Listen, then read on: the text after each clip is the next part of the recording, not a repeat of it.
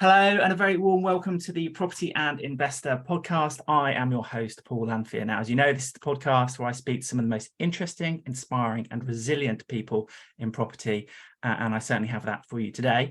My inner lawyer requires me to say what I always have to say, which is nothing in the podcast is financial, legal or health advice. Of course, do your own due diligence.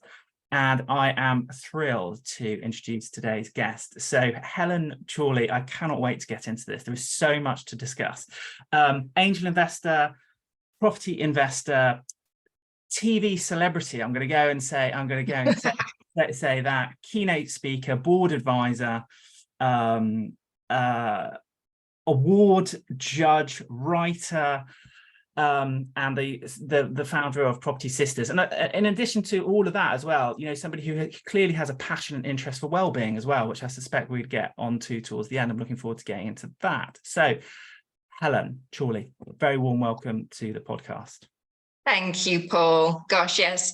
It's interesting when you hear it all read out like that. I do like to keep myself busy. Wonder why I get tired sometimes. you certainly do. And we're going to get into the origin story in a moment. And obviously, I've met you at a charity event and I've read blogs and I've seen you in interviews. And one of the fascinating things is that when people speak to you, this is just my personal frustration, if it's okay, Helen, is it's like, I was an FX trader at JP Morgan and now I'm this. And I'm like, whoa. We have to wind that back just a little bit to understand what's going on there. So, Helen, please, can we start at the beginning? And so my base understanding, I suppose the peaks are brought up around St. Helens in the Northwest. Yes, so, indeed. Northern. We've got, yeah, exactly. And I'm in sunny Leeds, in Yorkshire. So we're on the, wrong side of the Pennines to each other. Now, we have people who listen to this podcast all over the world. So just to assist with that, typically the Northwest, much like Yorkshire, has historically throughout time being more industrialized, more underdeveloped, less well capitalized, property prices are lower. And we do, let's not lie, there is a north-south divide in the UK, as there is in many parts of Europe, for example. So how does Helen go from St. Helens to Oxford University to JP Morgan as an FX trader and now an angel investor? Just feel free to unpack all of that for me and do start at the beginning, because context is really important. Who are your parents? What were they like? How did you get down this path? Family is really important and a really big part of my story. My parents and my grandparents were really influential on me. So yes, grew up in the Northwest, proper working class, went to a comprehensive. There is no silver spoon. People hear Oxford and they go, oh, you must go to private. No.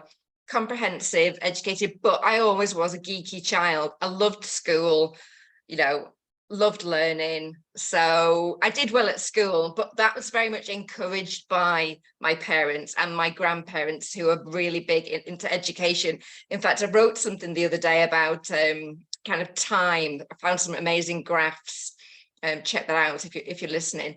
And about the amount of time parents spend with kids. Mm-hmm. And I said something about, sorry, going off on a tangent, but it is relevant. Like kids, parents spending time with kids, and obviously there's a lot of that with the school holidays that we're now in.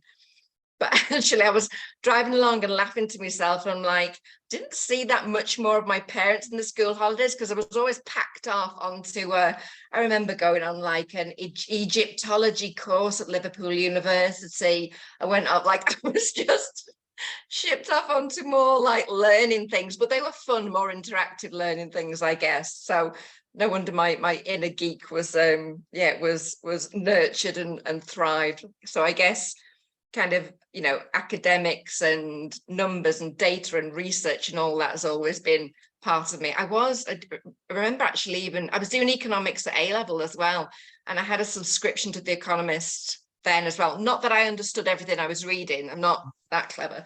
But yeah, really quite geeky. But like I say, just proper northern working class.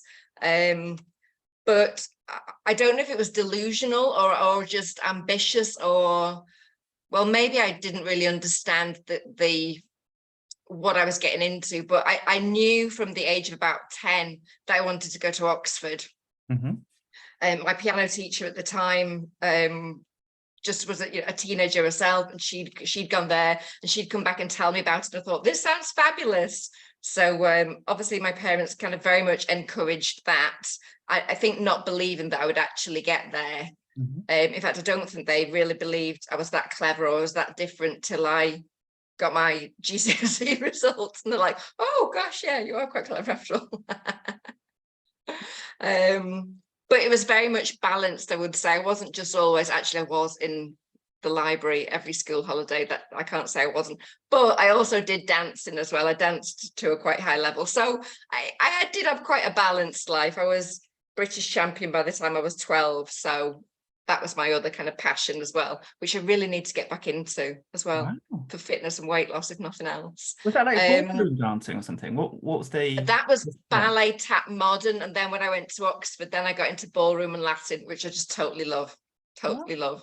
In another line, a Latin American dancer. Well, you know, there's still plenty of this one left. Who knows what the future's going on? So true. Like, obviously, like really hardworking, real grafter, and no doubt some inherent ability as well, you know, in terms of doing well at school.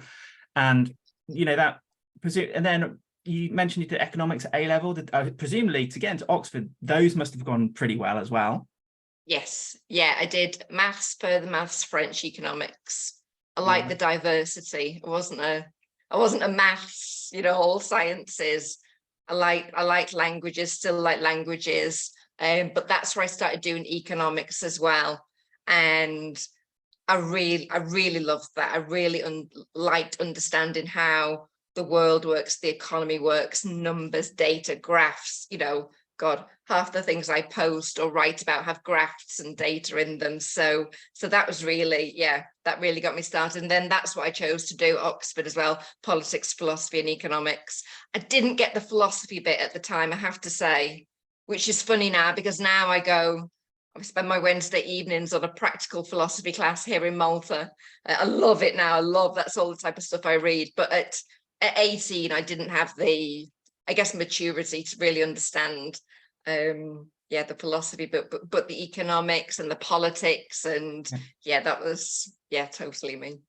And you would think there's a bit of a kind of contrast between French, for example, and maths and further maths, that I wouldn't necessarily typically put those in the same bucket. I would imagine, well, so unpack that a little bit. How does that work? That you've got a deep interest in languages, but also you've got this very mathematical mind. I think that's really me. I've got a very kind of almost like polymathic interest. I need lots of diversity, different things. Maybe it's a dopamine deficiency, I don't know, but I need lots of I have a very broad, you know, I'm looking around like at the books that I've got here. I've got everything from the Daily Stoic, so you know, philosophy, to stuff about kind of diet, nutrition, menopause at the moment. Let's not even go there. To very like spiritual stuff, you know, Greg Braden, Wayne Dyer, Joe Dispenza. I love all that stuff as well. So I do have a very broad range of interests. I think I always have had that as well. And you're obviously a student of Ray Dalio. I've seen the various Ray Dalio posts, and you clearly you're clearly really interested in his work. There it is. There's the book by Ray Dalio. So for those that don't know him, like the most prolific hedge fund manager in the world, but also I think one of the greatest thinkers of our time in a way, in terms of what he's articulating now about where we are in the world. And do you know what I love about him? Like, obviously you have to respect the man's business track record and his brain on that side of things, but he talks about things like, he talks about kind of a much more holistic kind of approach to business. And maybe that has come with age. Maybe he wasn't always like that, perhaps when he was younger, I don't know. but he talks about kind of the power of listening. He talks about humility. He talks about radical honesty, and kind of these attributes, these character traits that really make a difference. That's how to grow a business. That's how to make a difference. That's how to make a good team. And I love him as much for that as for his brain and his, the analysis side of things.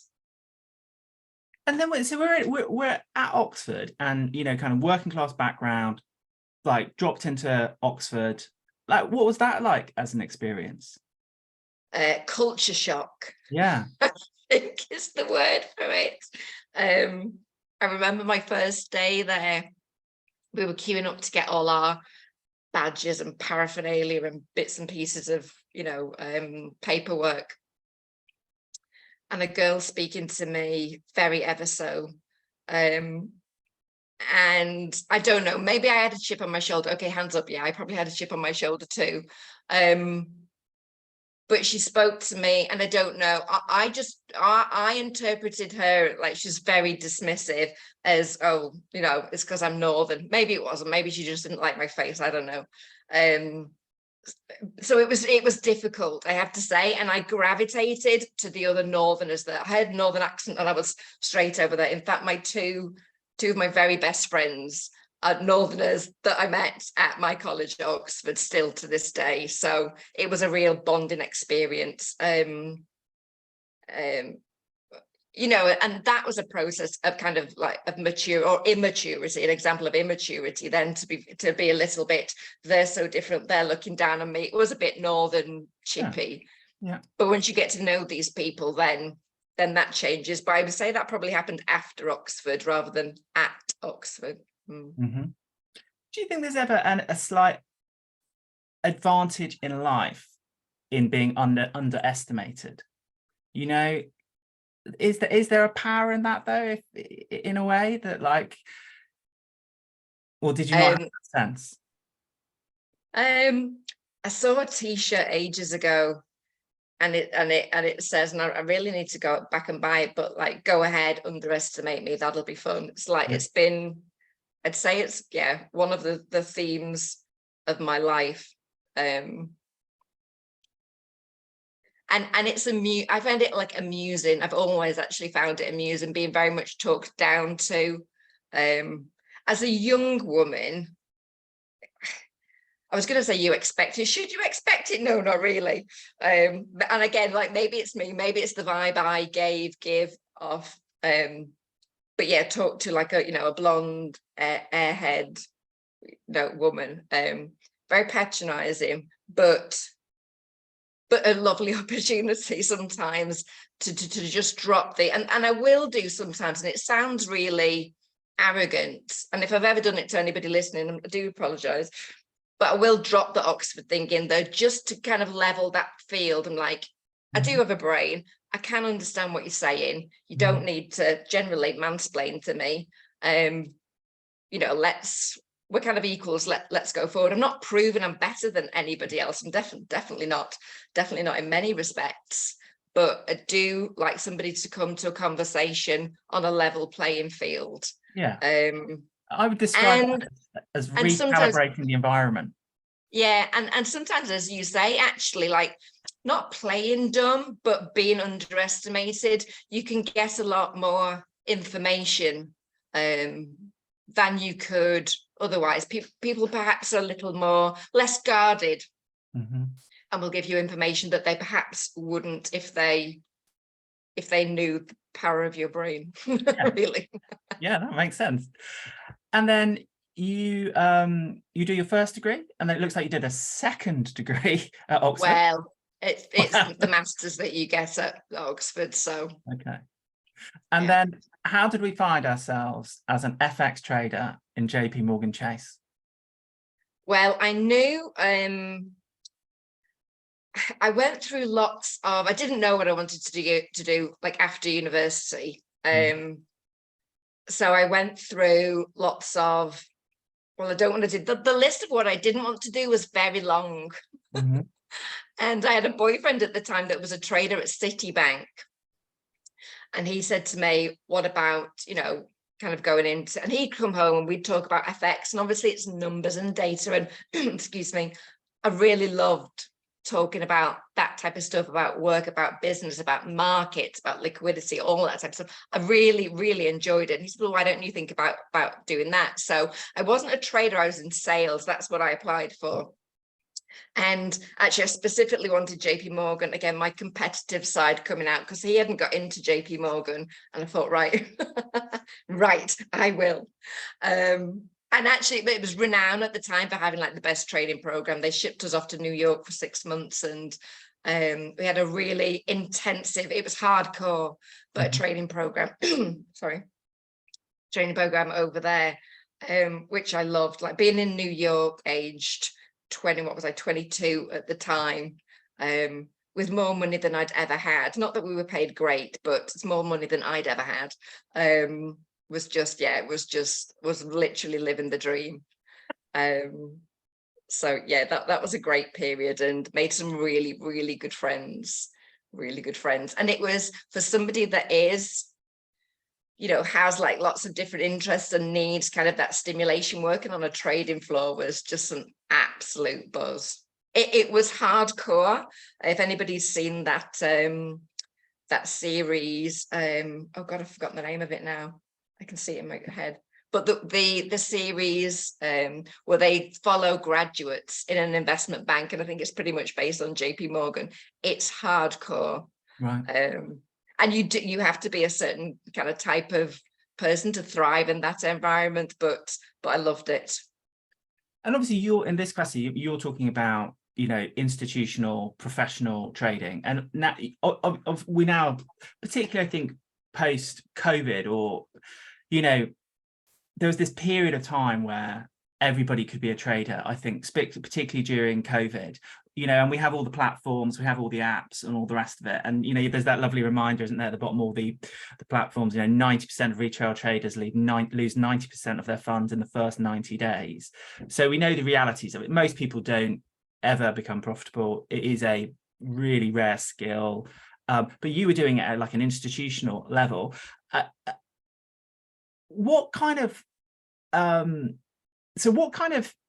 trading were you doing, in the sense of, were you trading like market events? Like, you know, obviously people trade the FOMC meetings, they trade the ECB meetings, they trade the jobs numbers and all the rest of it. Was that the kind of trading you were doing, or were you doing a different style of trading? Were you trading everything?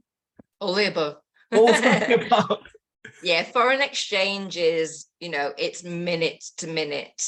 It's a 24-hour global market, and it only shuts at weekends. In fact, that's why I chose to go into FX, because in the interview they said, oh, which area of the bank do you want to do? And I had friends in M&A, mergers and acquisitions at the time, and they'd work for like 6-8 weeks with no weekends off. And I'm like, that's definitely not me. Like, at least with markets or being on a trading floor, I'll get the weekends off. Still managed to burn myself out eventually after 11 years. But at least I knew I got weekends off, and I did literally just sleep all those weekends.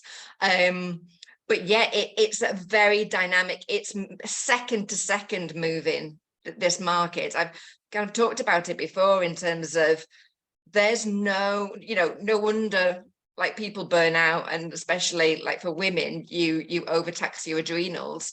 If you want to go to the loo, you run, you do what you've got to do, you run back, you eat at your desk. That's why we send interns out to get food. Like, you can't be away from the desk in case the market reacts to. So not only data and events like exactly Bank of England, but we would have to look at who was speaking that day. If you've got the Bank of England governor speaking, or a prime minister, or somebody at the BIS, anybody whose opinion matters, who might say something that can have an impact on the market, we need to know that that's happening, and we need to watch, because the prices will react so quickly. So that's why, you know, everybody's like, why were you in so early? We were in every day at 6 a.m. one day a week, 5 a.m. And it was to collate the data from overnight, what had been happening, speak to Asia, find out what had been happening overnight. So not only is it kind of data and news driven, but also very kind of numerical in terms of looking at charts and the price action where all the rates had been, if any significant levels were breached, because obviously you've got options on in an FX market as well. So that's all key. So we'd have to get in to digest all that information, work out what's happened overnight, see what's happening, what's coming up for that day and week ahead, before then we talk to clients. But so people will speculate, but also we had a lot of kind of, so obviously we dealt with hedge funds, but also kind of asset managers that are hedging positions, corporates that need to hedge their kind of their retail, that business, those transactions as well. So there's a number of different reasons why people do FX, not just speculation. And there, throughout my life, I've met like 2 kind of legit traders in my life, maybe more than that, but 2 who kind of, it's their full-time gig, and you kind of you'd never find anything out about their personal life, put it that way. Like they're just very private, they're kind of just doing their thing. One in the gold market, one in the oil market. And what I noticed from them is that they had like signature things. Like they had like 1 or 2 trades that they had absolutely nailed, and they had made fortunes from it, in terms of like they would do them maybe 3 or 4 times a year in really significant volume, or something like that. Where with you, and you don't have to go into the details of this, but do you still have an interest in FX? So like, do you still have like positions on? Do you have Helen's kind of signature FX trades that she does in private that she's not going to disclose on the podcast, or is that not kind of your direction of travel? Have you left that all behind? I don't do FX anymore. It's a very asymmetric market, and if you're playing in FX, you are playing against the big boys, and you don't have full access to the market information. So as an individual, that's why like people come to me, oh, invest in this FX thing, what about this FX thing? It's like going to a casino and pressing that button on the, like, it's going to be incredible. You might get lucky, exactly, like once, twice, whatever. But it's not an even market. So I even know traders that have left, have gone to start up on their own, trade from home, and they've not made money. Then they go back and end up working in the city again. It's very difficult, particularly if you're not kind of educated, you're not grown up in that environment as well. I do some other stuff. I do a bit of crypto. I'm not encouraging anybody else to do that. I do that for fun. But again, I do it in a way that I don't have to be, if you're going to take these things seriously, I don't think they're like, we'll have a little dabble. All right, have a dabble if you're going to play with 10 quid or 100 quid if you've loaded. But I don't think you can dabble if they are significant amounts. And I don't want to be sat in front of a screen all day any more than I am already, kind of looking at all that stuff. I know you can get notifications and alerts, and of course I do that. But I look at the stuff that I do now is much more with a longer term. And yeah, there might be some intraday stuff that I do, but a much longer term kind of horizon. And that's what you need to think about in trading. Where's your horizon? Is it intraday? So you'll go in, play around one day, but close it out. You can do that, but you have to be prepared to sit at a screen all day, and I'm just not anymore, to be honest. So probably fair enough, isn't it? And we've mentioned Ray Dalio already in the podcast. I think I've heard him say, in that space, what you're doing is you're competing against people who are absolute experts in the field. They have unlimited financial resources, and this is what they do all day long, and they have all of the technology. So like, if you want to play that game, that's who your opponent is, and one of you is going to lose, basically. And I think, exactly. And it's not only kind of the technology and they can hold a position way longer than you can, but it's also like they have an order book, or we have an order book, like all the big institutions. We know what deals need to be done at certain levels. It's not like somebody doesn't just come in and go, right, I want to buy dollar, sell yen, for example. Well, there is part of that. But they'll also be like, actually, when it gets to this price, then I need to do this deal. So we know what's happening. Well, we know what needs to be done at a certain level. So we can, and if it's a sizable deal, a market moving size deal, there's different ways of executing that. Normally, like, you try not to move the markets, and obviously you're not allowed to front run it or anything, but you'd start kind of executing that very, like, a little bit at a time. And obviously it's all electronic now. It wasn't when I was on the trading floor, so it was standing up and all the traders ringing out to all the brokers and salespeople kind of managing and keeping the clients updated. But that's exactly what I mean by kind of asymmetric information. They know what that order book looks like when you're going to hit this level, or when you're going to hit that level on the downside. They also know the options. Once an option kind of level gets triggered, then they know that someone's going to need to either buy a lot of that currency or sell a lot of that currency when those things get hit. You don't have access to that information. It's going in blind into something. And that's why I say it's really like gambling, because you don't have access to the full information. So you did your 10 years and then 11, and then you've been really candid about this, that you suffered really extreme burnout, probably,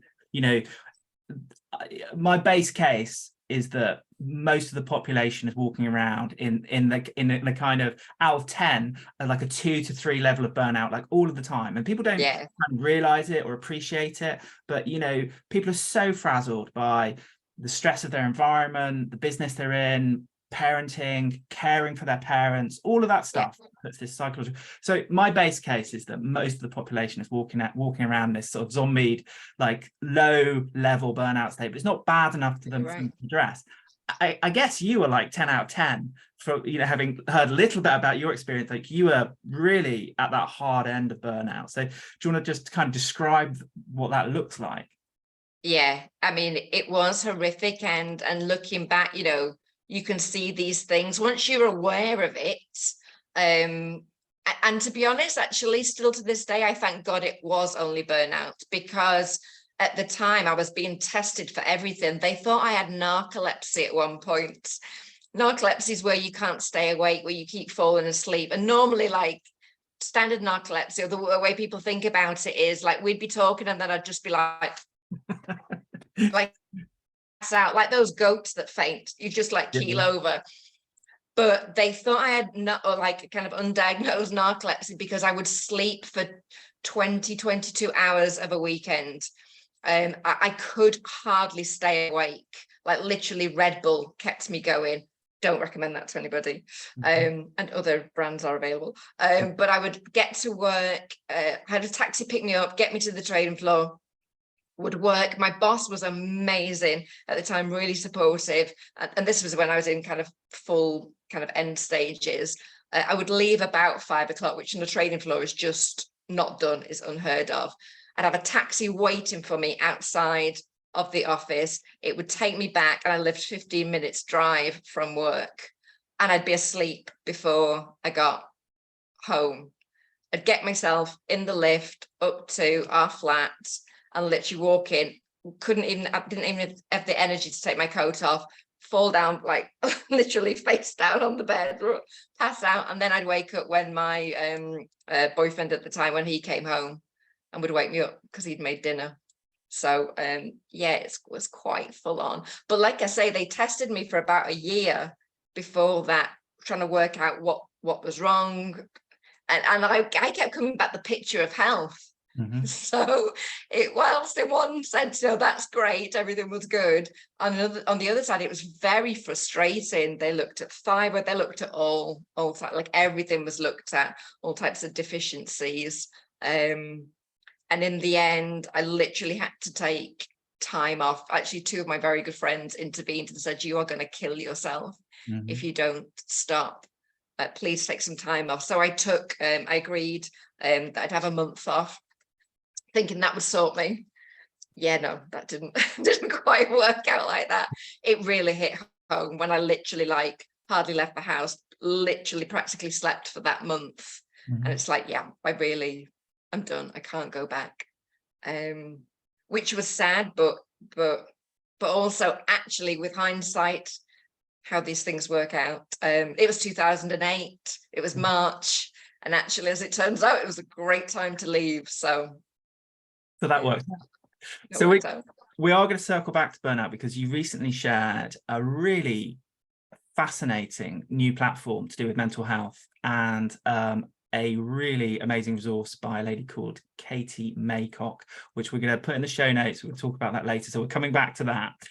But take us through then. So that part of your career was over, and then you have built a really significant investment portfolio, and now you're an angel investor. So tell us a little bit about that path.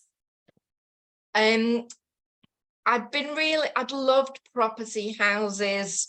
I wrote about this recently. My granddad, when I was about 8, built me. We lived in a bungalow, and all the Barbie houses and everything you could buy were always townhouses, like Manhattan townhouses. Well, who has one of them in St. Helens? Not me. So he built me a bungalow, and when I didn't have my head in books, I'd be playing in that and moving things around. I was always moving my own bedroom out, like rearranging all that. So love kind of like design and yeah, and that kind of aspect of property. And again, because of my family, my grandparents, my parents, it'd been really drilled into me, like, you get your foot on that housing ladder as soon as you can. So I bought my first like personal residential property when I think I was 22-ish, thereabouts. I would not been long at JP Morgan. So could get a decent mortgage. It was a shoebox. It was the tiniest little flat, but it was in Covent Garden, very close to work. So I could literally, I had to walk to work because I could, because we started so early. And from there, I just built up, just did that whole kind of moving up the property ladder. And yes, the property market at that time, this was 97, I started at JP. So this was kind of like late 90s, early 2000s. So obviously the market was in my favor, but also like I did buy well as well, because I like that, looking at value and what's good value and what's not. And managed to pick some kind of real winners there. And I've forgotten the question now. Well, that's good. So that tells us how you got into property. Then how did you transition from kind of direct property investment to angel investing? Oh, right. Yes. So after burnout, and I tried lots of different things. I tried, I wanted something creative, actually. So I tried like floristry, hat making. I actually did some home staging. That was a nightmare. I ended up more as a therapist to this couple that were getting divorced than actually, although we did add about 600 grand to the price of their house. It was a big house. That worked. That worked well. But God, that was intense. That was hardcore. But I knew property was the thing, and we talked about building up an investment portfolio for years, and eventually, like, I had the time to do it. Personal life went in a different direction, but I had the redundancy money from JP Morgan, and we had a big house in London. We'd sold that when we split up, so I had a pot to invest, and I'm like, right, now's the time to do, this thing you've got interest and passion about. And it also plays to my skills of analysis and numbers, and let's go and learn about that. So I spent about 6 months at least going around property networking meetings and working out who was my vibe and who wasn't. And there was a lot who wasn't and still aren't. The people kind of saying, pitching you're going to be a millionaire in a year. I'm like, oh, really? Well, that would be interesting to see how that works. And so I could see through a lot of that. And I could also see that a lot of investment and investing didn't really understand the risks that they were taking. So that's why I started talking about that kind of aspect, bringing that like financial, that risk analysis kind of perspective. And also like investor, kind of hands-off, passive. I love it when I'm called that, passive investor approach. I started getting asked to speak about that because I heard a lot of people stood at the front of the room telling you about the different strategies. Here's buy to let, here's HMO, here's how you do planning, here's land. And I'm like, that's great to know the strategies and work out what niche you want to be in. But how about the people you're taking money from? What do they want? Oh, I don't know. I've never asked. Is that not a good idea to understand like what they want? If you want to be better at getting that money, maybe you need to start asking questions. Like, these are the type of things I look at. So that's how I got into kind of talking and presenting. And then got approached about being on the Property Elevator show. And then most recently, actually, as an angel investor, we've just recorded the Venture Visionaries new TV show that's going to be on Property TV and Sky shortly, hopefully. So that is like genuine angel investing, and that's what actually Jack, just ask a question, the mental health kind of app that you talked about. That's how I met Danny Gray that founded that. So very interesting. So are you an investor in that platform, or just an advocate for it in a way? An advocate at the moment, but it's one I'm looking at. I'm looking at a number of things. I get approached about these things a lot, as you can imagine, every day. So, but there's some big names in it. Like, actually, what really piqued my interest, I'm a big fan of Mo Gawdat. He did an amazing talk on Diary of a CEO with Stephen Bartlett about AI, actually, because he was from Google X, but he's the chief is it Chief Visionary Officer? I always get his title wrong. But anyway, he's a big angel in Jack. And he certainly knows his stuff. He talks a lot about happiness and kind of well-being and mindset. So I think having a name like that behind you, Alistair Campbell is also kind of a big advocate for him. I saw him speak at the Jack at Work launch when I was back in London a couple of weeks ago. So they've done really well at getting publicity and getting funding from some good sources so far, and got some amazing clients on board, Bupa, NatWest, all sorts. So if people want to know more, reach out to me about that.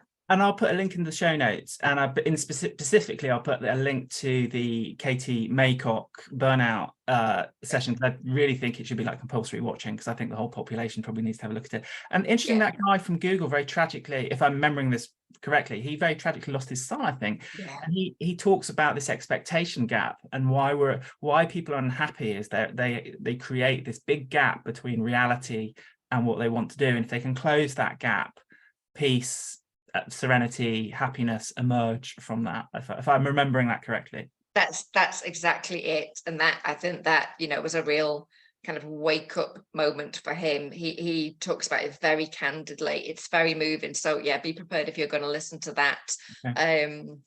But on the Jack app, there's so many topics. There is stuff for suicide. In fact, they've got a collaboration with another startup called I think it's called Ripple, but that's about suicide prevention. But Danny started it because he has body dysmorphia, so there's a whole section on that, which actually is almost as prevalent in men as it is in women. You'd be amazed. That there's menopause stuff, and that there's so many topics on that. Honestly, please do check it out. And it's really cool because it's very interactive. So you type in your question and you have one of these experts talking back at you. It's not just, oh, go away and read whatever. They're actually answering the questions. They've recorded hours of footage. So it's such a great resource. There's a free resource. Obviously, if it's in a company, then it's paid, but that actually funds the free resource that anybody can access. Fantastic.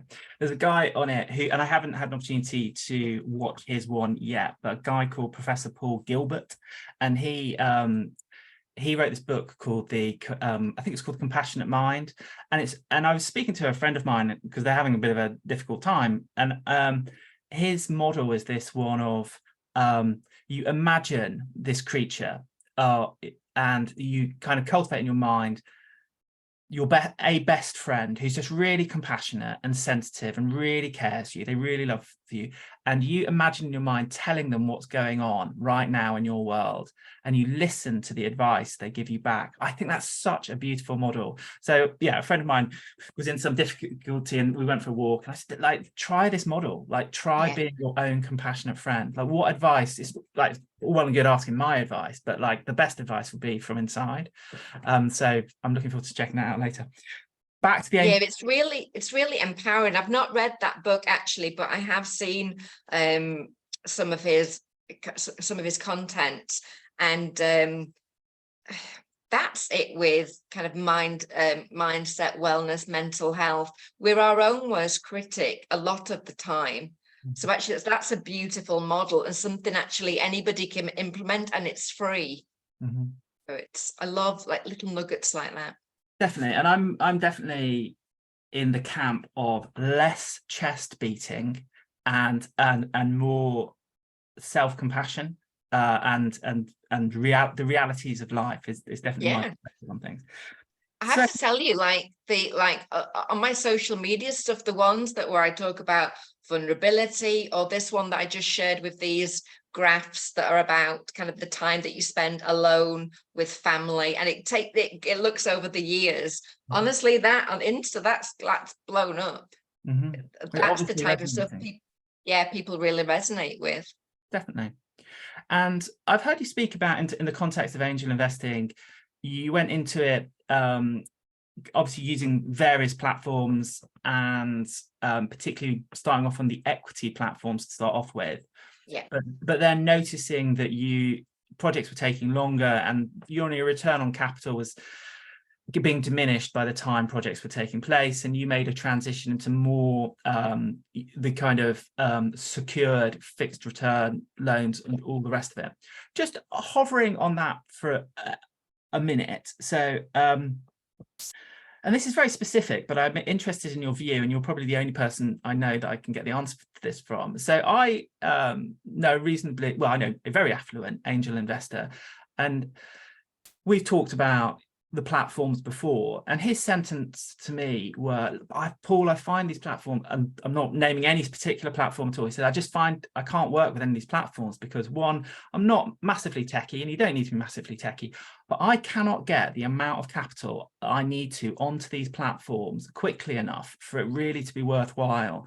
So let's like notionally say he's got £1 million in liquid funds. His complaint to me was, my order, that what I'm getting filled on is not enough to justify the effort that I'm making working with these platforms. So I don't know whether I think the impression he gave me, he was that he was getting like 10 or 20,000 pounds allocated on these platforms, but he had this great lump of capital, and he was just becoming exhausted by the process of looking at everything, and so I was really startled by that, because it didn't match up with the advertising. So is this so using this anecdote, is this person just not technically savvy enough? They won't mind me saying that, they will acknowledge that.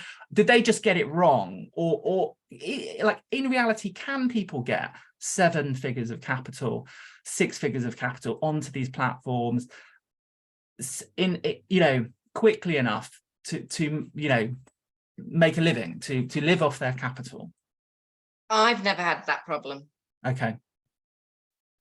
So I don't know what platform he's using, and I don't know. It strikes me he might be using there is a facility, which again I don't use because it's not my preferred way of doing things, whereby you kind of like auto subscribe to new deals. Maybe it's that, I don't know, but if you auto subscribe, maybe there's a limit to how much they'll let per person. Again, I don't know, I'm guessing here. My problem with auto subscribing, and it works for a lot of people, where's your due diligence? Like it's not something I can ever see myself doing, unless you were gonna do it in small amounts, where you're kind of almost, it's almost like you're averaging in across different projects. It's a different kind of way, but I just value due diligence too much for that to be my model. I wouldn't honestly suggest, he should speak to me, I wouldn't suggest that's the best way if he's got a lot of capital to deploy it. I really wouldn't. That doesn't, and again, it's not financial advice, but there's a lot better ways to get stuff done, and actually to get a better return, because that's the problem. I think once you reach a certain amount, a lot of these platforms, because they are the whole point of crowdfunding, that they give access to people that can't ordinarily find those deals. The returns are commensurate with that access. Whereas actually, if you're sat on significant funds, the returns you can get yourself direct with an investor or through an introducer are way better. So I think there's a better strategy for him to do, in my personal opinion. Sure, I got but that requires a lot more due diligence, and as we know, I'm a DD geek, so yeah, exactly. And that, that's your mantra, isn't it, in many ways, is due diligence. You've been very candid in your appraisal of the property industry. I think your take on it is very well respected, because I think you have called out parts of the industry for what they are. So my understanding is that you've kind of moved now to working more directly with developers that you trust, relationship driven, but obviously underwritten by really good quality. I would probably say institutional grade due diligence, which obviously doesn't exist in the industry more widely. Can I offer like 2 contrasting case studies to get your just quick take on, basically? So for the purposes of these case studies, assume these people have great values, they're honest, they wish to act with integrity, and they are broadly competent. Now, obviously mistakes, we know what property is like it's a difficult industry, but let's assume they're broadly confident. So let's lay that as our foundation. So we've got no concerns about their integrity. They're not going to run off the money or anything like that. That's all handled. Yeah. And we've got 2 contrasting case studies. So let's say you've got somebody kind of in the first 5 years of property, right? And they've got some great ideas. They can probably execute against it, but they are just struggling to raise that initial seed capital. And my base position on this, which you don't need to agree with, is just to give you context, is I think really you need to be able to raise 200K from your own resources. Realistically, you need to be able to do that, I think, to progress in the industry. I think because if you can't do that, it's difficult for other people then to invest in you, like institutional lending and all the rest of it.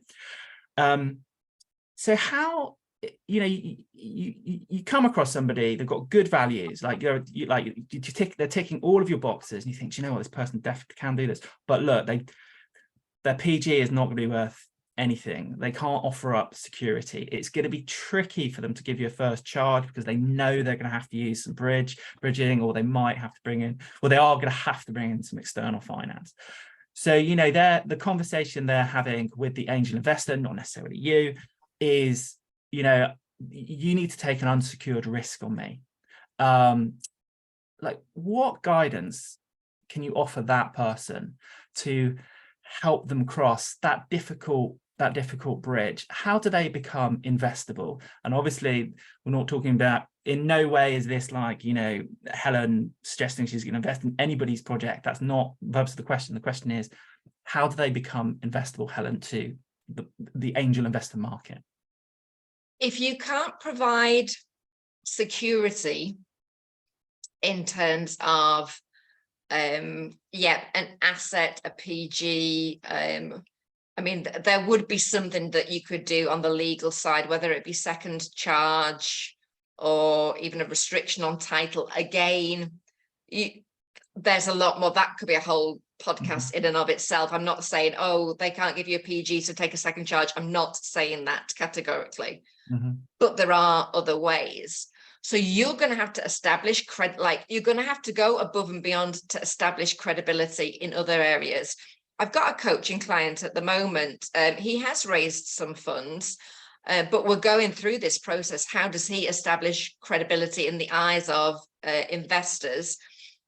So he has got a project under his belt already, but actually we've taken a lot of his lessons, his stories, his demonstration of his ethics, really, a really good guy, really grounded, and taken those examples, but real life. This isn't like, let's create a story, let's do PR and say, there's a lot of that out there. Like, I'm not recommending that to anybody. But if you can use examples from things that you have done, your business life, like he's got a long-standing JV in a different business, not construction, not property at all. So he's got track record of working with somebody for 10 years who's really happy with them. Well, that's a start. And then you can pull out things from that. So again, it's looking at a more holistic view. And it also depends what matters to your investor. Security of money matters to me. Other people might have a much higher risk appetite, might be willing to take a punt on, and if they lose it, then they lose it. And you know, it sounds a little like that. Honestly, even saying that like makes me shudder, I have to say. But some people just have a higher risk appetite than I do, so don't necessarily need that. I do think, you know, I've talked about this a lot, so you know, I do think if you're taking other people's money, you need to treat it like it's mafia money. I think you have not only a legal but a moral obligation to look after that money. I really do. So it's kind of ironic, the people that I see that are just willing to jump in and work with investors and take anybody's money are the people that really shouldn't be. And the people that are a little more reticent, are slower, take more time to get the money, keep themselves awake at night worrying because they've got this money from other people. They're the people actually that you want to be throwing money at, because they care. They really take it seriously and they take it as an obligation. And honestly, anecdotally, I think there's a higher chance that they'll get your money back if things go wrong. I think you're absolutely right. And I think it echoes back again, not to give Ray too much airtime during this podcast, but, you know, he has this lovely expression: if you worry about something, you don't need to worry. And yes. I think you described that just beautifully. The people who lay awake at night, they're having the panic attack at 3 o'clock in the morning, you know, because they want to get your money back. You know, that's the people we want to work with. Interestingly,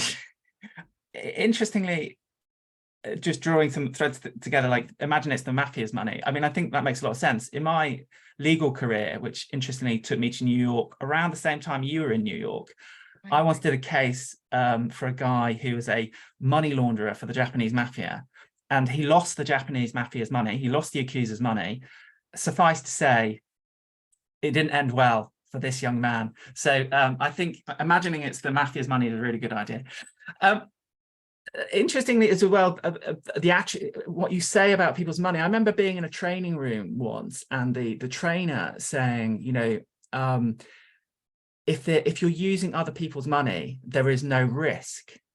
And I found that really difficult to kind of cope with, because losing your own money is really unpleasant. And you know, it's part of the journey as well, is losing a little bit of money on something, whatever it is. Like, it's a skill to learn to lose money, recover from it, not lose money.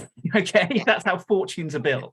But to lose other people's money is a very different world, isn't it? And we've seen so much of it. We've seen so much of it in the last 5 years, I would say. Much of it. And I actually hate that phrase, other people's money. I wrote a post on it once, and I can't remember exactly what I called it. There was a swear word in there, which I won't use. Right. But called it something like other people's hard-earned income, and that took blood, sweat and tears. It's like, other people's money, like, trivializes it. I hate that phrase is just thrown around. And by a trainer like that, it's just downright disrespectful. If you think what it's taken you to get your money in the bank, then why would, just because someone else has got some that they're ready to give you, why would that be any less hard-earned than yours is? And I really think anybody talking to investors you know, really needs to come with that level of respect. And like I say, you know, there are legal obligations to take you into borrowing this money. And some people treat it with a moral obligation, and many people, as you've rightly said, don't. And that's just not somebody I can deal with.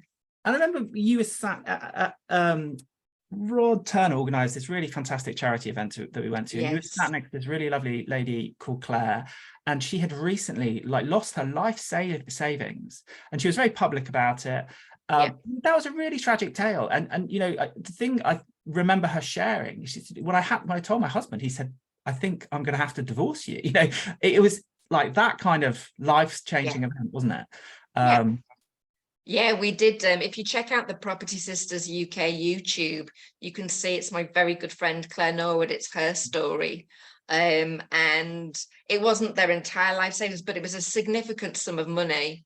And it's why it's prompted a lot of what I do, talking about sharks, talking about skin in the game, talking about due diligence.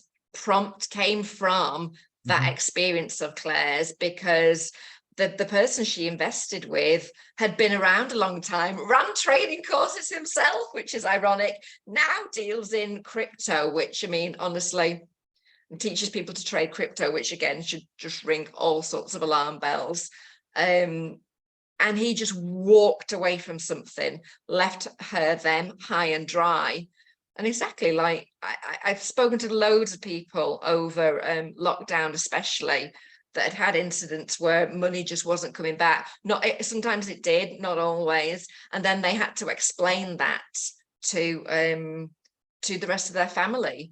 And actually, yes, that charity day, which was amazingly organised by Rod Turner, part of the Partners in Property, set up an amazing day, was because of a very sad incident that had happened, because somebody got themselves in too deep and had overextended themselves on a training program. Yeah, really sad. Very, very sad. So if we then look at the other case study briefly, I appreciate, you know, time's marching on. I want to be very respectful of your time as well. Let's look at the other side of the equation then. So you've got somebody, I don't want to kind of generalize in terms of age, but I'm going to have to in this occasion. Let's say they're in the second half of their life, let's say, worked hard all of their life, been highly productive. And, you know, they've got, let's say, the seven figures. Let's say they've got roughly £1 million. And this is their pension. They can't squander it. But, you know, let's bring in the realities of life. They're at a stage of life they do not want to start again. They do not want to take risk. They want to travel. They want to spend time with grandkids. This is the environment they're in, but they need a return on capital. They need a return on capital. This is the only way, you know, they're going to kind of draw an income at this stage in their life. We can even take it to an extreme example and say, you know, they are unable to work for various other reasons. What advice, and this is not financial advice, but what you're looking at a case study like that, if someone's got £1 million worth of liquid capital, what ideas might you suggest they explore in a reasonably low risk environment where return of capital is absolutely the priority? I mean, this is where due diligence really comes into its own, and where security is the kind of is what matters most. So I wouldn't be looking at anything personally other than first charge, because second charges, they give you a higher return, obviously, because it's a riskier asset class. But the practicality of implementing those can be difficult. It's not straightforward. What I see people do with their pension money terrifies me. Have to tell you. I see people putting pension money into all sorts of stuff through platforms and otherwise. And whilst I very much, on one hand, welcome kind of SaaS, where you're in charge and making your own decisions and you're not paying kind of fees to a wealth manager. On the other hand, I think there's a lot of people doing it who really shouldn't be in charge of their own money. Yeah. And I think rocking up to a SaaS meet once a month and having a chat with other people who've done it, I think gives people a false sense of competency. Mm-hmm. And again, just because it's one of my criticisms of crowdfunding sometimes, and hey, you know, I've used it, it has a place, I absolutely do believe in it, but if you're just going to follow the herd and do what everybody else is doing, you know, hey, let me show you the list of all these times that that's gone wrong, because people have invested in stuff that other people have invested in when it wasn't appropriate for them. Mm-hmm. But they didn't know that it wasn't appropriate. They didn't know what they didn't know. And I feel like pensions and SaaS is very like that. It's a minefield. And I think it's one thing to mess around, to invest, to do whatever with capital that you've got. I think it's a very different thing to do with pensions. Mm-hmm. So I am, you know how conservative I am anyway. I'm even more super conservative with my pension. Because exactly like you say, if that's what's got to sustain you, then you just can't afford to lose that. The challenge we've got at the moment, obviously, is the interest rate environment, sorry, the inflation rate environment and the interest rate environment. So it's difficult to get inflation beating returns. So actually in nominal and real terms, your any investments you get, you know, it's the purchasing power of that money that you've got isn't keeping up with inflation. But in your example, security and keeping hold of that capital is really the most important thing. So you need to have absolutely watertight legals, as you know.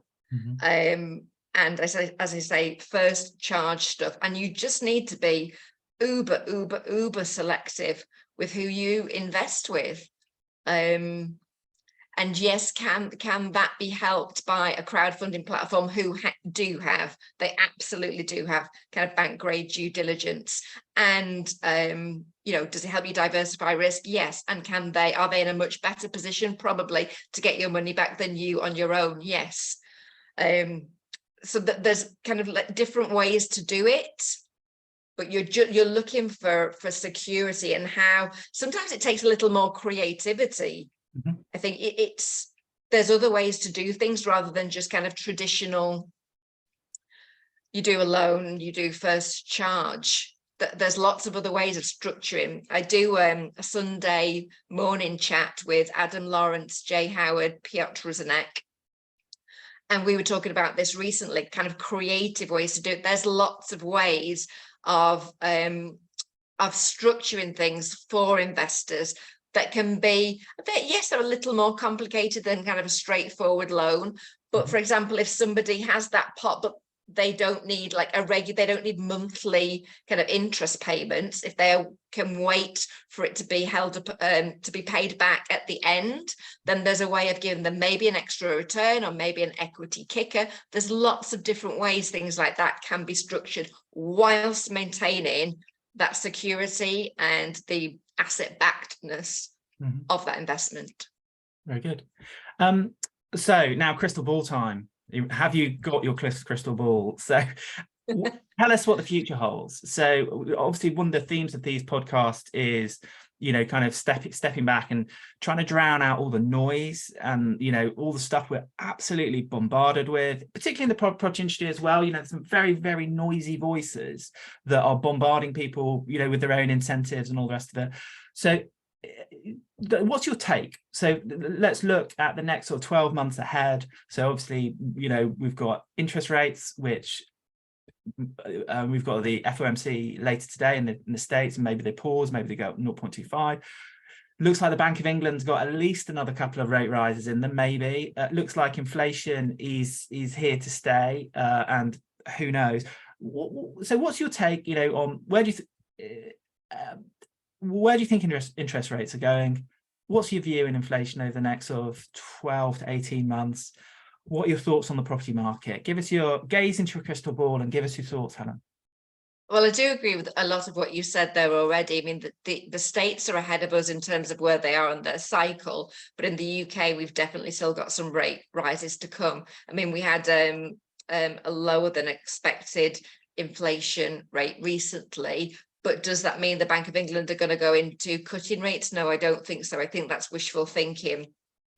Actually, I was talking recently about something as well, that there's rarely been, and I haven't studied this, but Adam Lawrence can correct me if I'm wrong, where a Bank of England will go from a hiking cycle, which we're on the 13th raise, straight into cutting. They're probably going to kind of raise interest rates, then there'll be a time of just being on hold and waiting for that. There's always a time lag for these things. It's the exact opposite of an FX trading floor, where news, rate changes impact immediately. They just don't in the actual economy. So there's always a lag of the impact of these rate rises. So there's generally a period where they'll hold and they will see how the data is reacting. And then if it's appropriate, then cuts will start. But I just don't foresee that. I think you're right. I think inflation is here to stay. I think you can't, and actually, again, on these Sunday chats, we've been talking about this for a long time. You can't have the actions that were taken, particularly with all the quantitative easing, and all the kind of money given away during the pandemic. You can't have that and not expect that to have hit, and that then something has to be done to tackle that. So it's not a quick fix. Could it have been less painful if they'd have acted earlier? Maybe, but we are where we are. So you're definitely seeing the impact on kind of buy-to-lets, as traditional buy-to-lets, especially kind of moving forward. If you fixed at nice low rates, then well done. You're still in the money on those, but it's making the selection of anything going forward even more important. And again, it's something where you have to have, what's your time horizon? If you've got a long enough time horizon, then maybe you can take some hurt. If it's part of a bigger portfolio, you can take some hurt now, because actually, you're buying, we talked about the Northwest. Well, hasn't that been a great bet over the past 4 or 5 years at least? If your time horizon is longer, maybe you can take some pain now with a view to what you think is going to happen later, but always better if you can build in margins such that you're not kind of taking any pain. And again, Adam Lawrence was talking about this recently. He's just fixed, or he is fixing on a big portfolio, but a 10-year loan. So he's blocking in. Yes, it's at a higher rate than he could have got a couple of years ago, but the deal is now. And what he's doing there is buying in certainty. He knows what those cash flows are. He can optimize the rents that he's going to be getting. He knows there's room for that, and he's going to get the capital appreciation as well. So you need to look at these things very holistically. And again, when we were talking about the kind of creativity in deal structuring, you need to look in a holistic perspective, because I think it's very it feels natural to not want to pay early redemption charges on loans, for example. But sometimes if you can lock in a better rate, sometimes that over the longer term, that might be the better thing to do.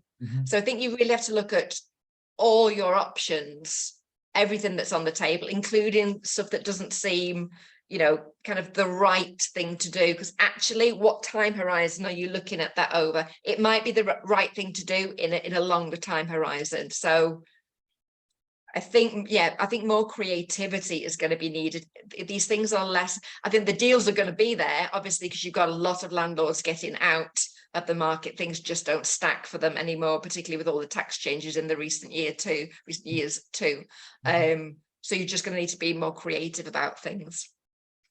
And if we do have this continuing period of uncertainty with, rates, as you say, it looks really unlikely, unless there is like a seismic event that the Bank of England is to go start a cutting cycle. They might pause, leave rates high for, let's make it up, and obviously this is a guess, 12 months, and then things pitch off. So if that's an environment where investors are thinking, do you know what, actually, I'm going to sit on my capital and I'm going to allow some of this uncertainty to wash over. I'm not desperate to kind of put capital at risk in the property market, but they're looking around and they're thinking, right, well, I'm not massively diversified. You know, I've been kind of like a hardened property person for whatever period of time it is. Are there any assets that you would not, obviously not giving a recommendation, but are there any assets you would say, look, you know, it might be worth you reading around assets such as, and forming a view as to whether you might be interested in allocating some capital? So do you have any assets that are top of mind that might be interesting for people to explore? Obviously do their due diligence, take the risk at their own, you know, et cetera, et cetera. Commodities. Okay, interesting. So expand on You've that. got an inflationary environment at the moment. So obviously we're all seeing how the impact on food prices and actually the impact of supply chain disruptions. We saw some of that during lockdown. I think we're still seeing kind of the impacts of that filtering through, and with what's going on in the Ukraine, you've still got that having an impact. So I think commodities are something to look at, and within commodities I also mean precious metals as well. Sometimes people don't like gold and silver because it isn't giving you a kind of a return, you know, it's not paying you an interest rate effectively or a dividend, but as a store of wealth, and particularly in terms of when there's world problems, which I don't know, there seems to be all the time right now, don't there? Then I definitely look at that, particularly because we know, or it's not widely admitted, but we do, that the signs are there, shall we say, that these markets are manipulated, shall we say. So I do certainly wonder myself if the price of gold, if the price of silver really reflects the value of the underlying asset. And you can only deal with what you've got, but I wouldn't be surprised if there's some noise and some big news around that in the forthcoming years. Very interesting. Very interesting. I think some traders from a very high profile bank in the last 12 months were at the receiving end of some criminal penalties for some activities in that market, but I'll leave people to go and do their own research on that. So bringing things to a conclusion, because I do want to be respectful of your time and appreciate that we have run over, so I apologize for that already, Helen. Couple of final points though. You know, what is been really, really useful, I think, for those that follow you on social media have seen, is that you're really putting well-being really high on the agenda. It's obviously something that you're really significantly engaged in on a really fundamental level. It's obviously something that is in every fiber of your body. This isn't just like something you've plucked out of the air to talk about. It's obviously really important to you. So we do live in challenging times. There's no doubt about it, you know. High levels of stress, high levels of uncertainty. So I suppose give us just really briefly, your take on what are the signs to look out for as a human being that might mean, right, actually I need to start paying attention to my well-being. And give us like maybe your top 3 suggestions for somebody if they are identifying that they're maybe not in the best place right now, just 3 simple things they could introduce into their lifestyle that maybe would help them course correct. Sure, absolutely. What I would like you're right in terms of how important this is to me. So one of my roles that I do love is a board advisor and NED, and I often find I'm the person at the end of the phone when there's nobody else to speak to and the person's, you know, having stress, that I'm the one that they pick up the phone to. Because I've been there, I know how it feels, and I'm actually the one very often that is looking out for the founders and the leaders, not only in terms of the business, of course I want my investment to do well, but in terms of my investment doing well, I need them to do well. So sometimes it's me picking up the phone going, when did you take a day off? When did you take a holiday? And I think that's definitely one of my tips that I would go, schedule regular breaks, even if it's a day or a holiday. Like I used to have a holiday a quarter. There was always that break, that thing to look forward to. So definitely schedule this time, else you're 6 months in and you realize you haven't had a day off. Schedule it in. That's definitely one tip. In terms of signs, there's a lot more experts. Maybe we can put some links below. But if you notice yourself getting snappier, you see your own tolerance for people, that can also be a sign of menopause. For all the ladies out there of a certain age. But that's definitely something. Digestion issues can begin to show up. Yeah, you don't really want to get to the point where I did, where fatigue is, God, it's not just noticeable, it dominates you. But if rest, if sleep isn't rejuvenating, then something's not right there. So start looking at that now. I think it's really worth, and another tip is to get kind of blood tests done more regularly. Like, speak to lots of people, when did you have a last blood test? Oh, I don't know, 5 years ago. Do it once a year. It doesn't cost that much. Then you can just see what type of levels are for you. Then that will show up things like, so many of us, I had this recently, I live in a country where it's 45 degrees right now, feels like 45 degrees right now. I have like mediocre levels of vitamin D. How is that possible? How is my vitamin D not off the charts? So many people are deficient in vitamin D, and that not only has an impact on health, but also on kind of resilience, on mental, mental health as well. So definitely get things checked like that.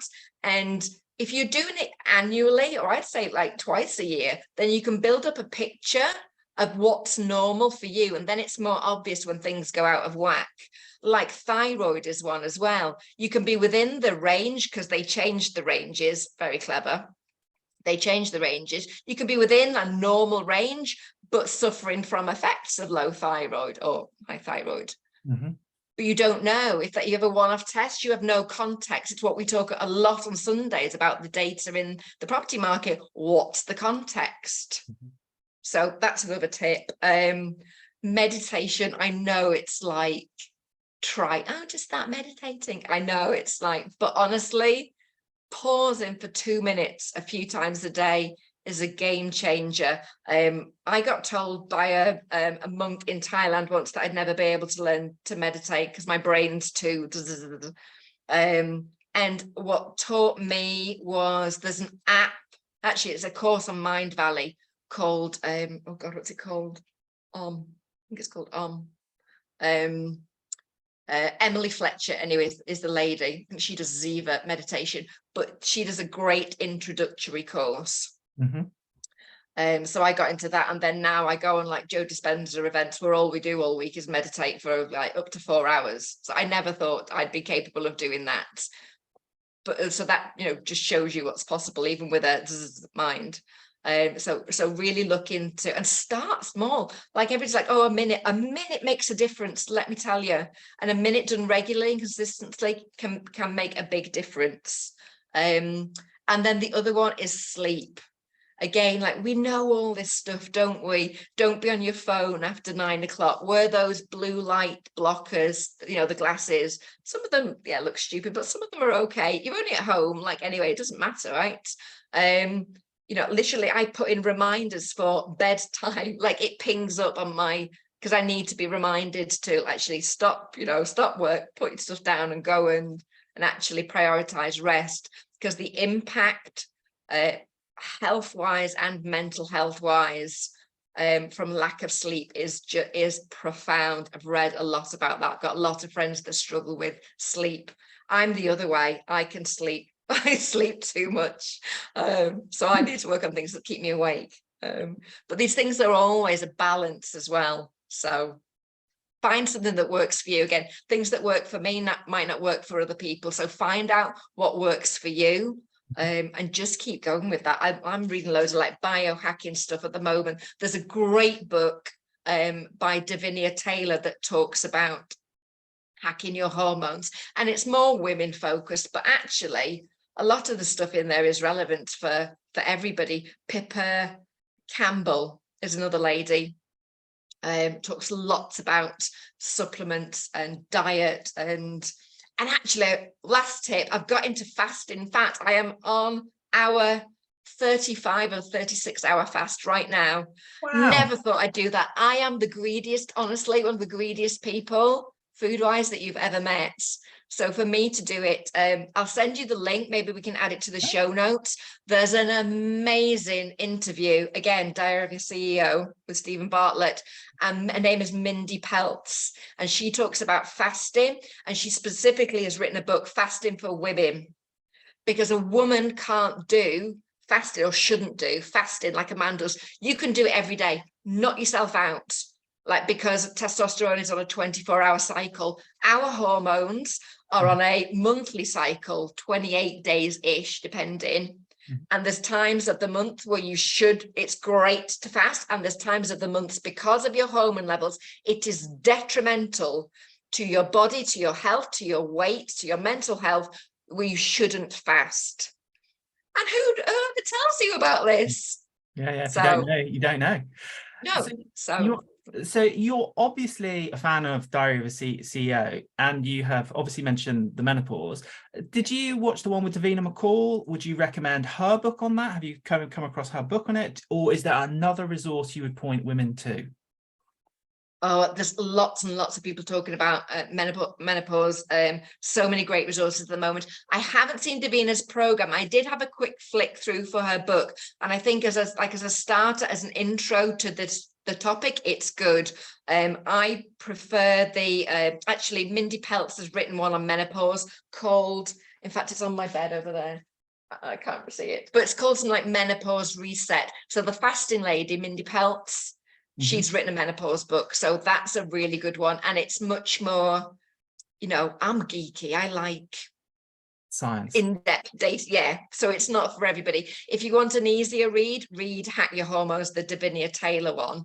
Like I say, I've forgotten the lady's name that's on Jack, but there's menopause information on there. Louise Newsom is a doctor in the UK that talks a lot about this. And actually, there's two great podcasts. My very good friend, Amy Rowlandson, who does the Focus on Why podcast, she has had a lady called Lauren, I don't know if it's Chiron or Kyron, and I've forgotten the other lady's name, but I'll send you those links. And again, perhaps we can add them to the show notes. Yeah, definitely. If you prefer listening to podcasts, they are two really great listens. And actually, one of them was one of them that woke me up to, oh my God, I am in menopause, because this lady left financial services. She thought she had early onset dementia. No, she was just menopausal. And I just don't think these things are talked about enough. I wish people had warned me. I really do. So very good. Right, excellent. We're going to have like a busy show notes, I can tell you. I'll try to catch as much of this as possible. Look, so final two questions for you. We're going to talk in a second about like where people can connect to you and all of that, and I'll make sure I put that in the show notes. I suppose the final question that I'm interested in asking you is just like, what's most important to you right now? Oh, that's a great question. Well, we've just talked about one of them. Honestly, I'm literally obsessed. I'm doing a deep dive. I think you've gathered from me. Once I'm on something and I'm focused, I'm like, let's deep dive. So it's menopause for me, because I'm in that perimenopause phase, and people just don't. I'm surprised no other women. Why has no other women warned me about this before? Honestly, like the changes that happen to you, I feel like a teenager again. It's like, could really have done with that warning, please, people. So I love that there are more resources out there. As always, I think my continual challenge, and would I call it a passion? Maybe I'd call it a challenge more than a passion, but is balance. I seem to be working too much or not working enough, and just, trying to get that balance for me. So that's something I'm really kind of focusing on and trying to keep in the forefront of my mind at the moment. Perfect. I think we could all do with that as things currently stand. So the final thing is just like, how can people connect with you if they've enjoyed listening to you, which I'm sure they have? Like, where's the best place to seek you out? Depending on what social media platform you're on, I'm very active on Insta, very active on LinkedIn. There's my own website, helenchorley.com, which probably needs updating. And we have the Property Sisters, the YouTube channel. our Sunday live chats Mhm. go directly on there. And if you want to ask me questions, or Adam, Jay, or Piotr, do join us. They are every Sunday. We're on episode 100 and I don't know what, but we've been doing them for years now. Every Sunday, that's live on LinkedIn and Facebook, and on the YouTube as well. So you can actually ask us, you can join in, you can comment, we read the comments out, we answer questions if they're pertinent and we've got time. So you can actually kind of contact me there, or through my website. If you want to book on consultations or talk about board advisory, then through my website is the best way. Fantastic. Look, I'm going to capture all of that and pop it in the show notes as well. So the only remaining thing for me to say, Helen, is thank you so much for coming on the podcast. It's been just such an absolute pleasure. I really appreciate you're a busy woman, and I'm so grateful for you making the time. Thank you for coming on the podcast. My pleasure, Paul. Really enjoyed it. Thank you. Fantastic. So there you have it, ladies and gentlemen. I'll put all the things in the show notes to discuss anything in this podcast. You're very welcome to join me at the next Property Investor Breakfast. Please do like, subscribe, comment, share the podcast. It'd be great to get it out to many people as possible. Thank you for listening. Look after yourselves and speak soon.